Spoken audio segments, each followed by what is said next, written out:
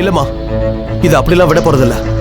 அந்த ஆள் யாரு, எங்கிருந்து வந்திருக்காரு, என்ன நோக்கத்துல இந்த குடும்பத்தோட இவ்ளோ நெருங்கி பழகுறாரு, உண்மையிலேயே இவர் சொல்ற கதையெல்லாம் உண்மைதானா இல்ல வேற எந்த நோக்கத்தோட வந்திருக்காருன்னு தெரிஞ்சுக்கணும். டேய், இன்னும் 3 மாசத்துல கல்யாணத்தை வச்சுக்கிட்டு இப்ப இந்த ஆராய்ச்சி எல்லாம் அவசியமாடா? அம்மா, நீ தானே சொல்லுவ இனி அந்த குடும்பத்துக்கு எல்லாமே நீதான்னு, பொறுப்பா இருக்கணும்னு. அதான் கண்டுபிடிக்கிறேன், யாருன்னு சீக்கிரம் கண்டுபிடிக்கிறேன். டேய், என் புள்ள அனாவசியமா யாரு மேலே கோவப்பட மாட்டானே, இவனே இப்படி பேசிட்டு போறான். அப்ப இவன் சொல்றதுல ஏதாவது உண்மை இருக்குமோ?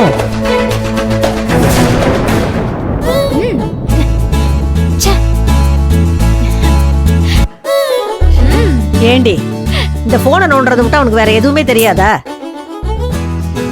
சிங்க்ல பாத்திரம் அப்படியே கிடக்கு, அதையெல்லாம் கழுவி இருக்கலாம். துவைச்ச துணியெல்லாம் கட்டில் மேல கிடக்கு, அதையெல்லாம் மடிச்சு வச்சிருக்கலாம்ல. சரிம்மா, அடிக்கிட்டே போகாத, கொஞ்ச நேரம் கழிச்சு நான் பண்றேன். எல்லாம் சொல்லி சொல்லிதான் செய்யணும். உனக்கா எதுவும் தோணாதுல்ல? சரி சரி செய்யறேம்மா. அண்ணி, வாமா வினோ, போன விஷயம் என்னாச்சு? சீட்டு பணம் கிடைச்சதா? போன மாசமே நம்ம சொல்லி வச்சிருந்ததால இந்த தடவை அவங்க நமக்கே கொடுத்துட்டாங்க அத்தை. அத்தை, நான் கொடுத்து வச்சிருந்த மீதி பணத்தையும் எடுத்துட்டு வாங்க. நான் போய் பசங்களுக்கு ஃபீஸ் கட்டிட்டு வந்துடுறேன்.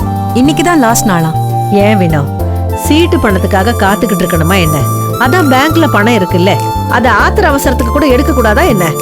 அத்தை, அந்த பணத்தை நான் FDல தான் போட்டிருக்கேன். அப்படிலாம் உடனே எடுக்க முடியாது. அதுவும் இல்லாம அது ரம்யாவுக்கு மட்டும்தான் சொந்தம்னு நான் உங்ககிட்ட 1000 தடவை சொல்லியிருக்கேன்.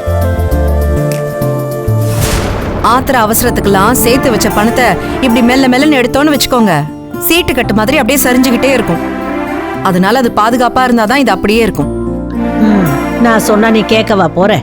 சரி, நான் போய் பணத்தை எடுத்துக்கிட்டு வரேன். ஏண்டி, இங்கேயே என்ன நின்னுகிட்டு இருக்கிற? போய் துணியை மடிச்சு வை போ. அவளையே அத்தை விரட்டிக்கிட்டே இருக்கீங்க, அதெல்லாம் நான் பாத்துக்கிறேன். இந்த மாதிரி அவளுக்கு செல்லம் கொடுத்து கொடுத்துதான் என் பேச்ச அவ மதிக்கிறதே இல்ல.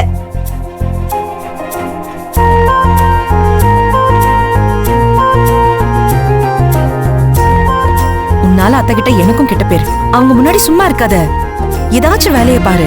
அதனாலதான் நான் போன் பார்த்துட்டு இருக்கேன். போட்டோன்னு வச்சுக்க.